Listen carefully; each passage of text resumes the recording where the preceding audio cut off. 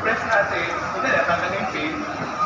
Ito yung press handle, saka natin siya i-press, then itutulong na yun. Wala.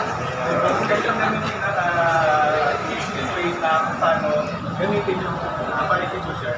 Lalo na kapag in case na kukunin na natin at meron na natin na yung coin, kung tayo matataranta, then yun.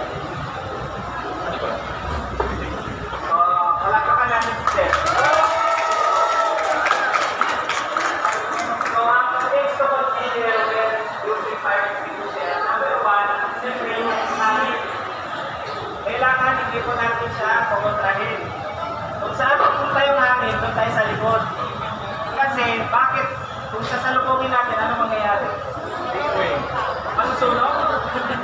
Hindi, babalik sa atin yung chemical. Okay?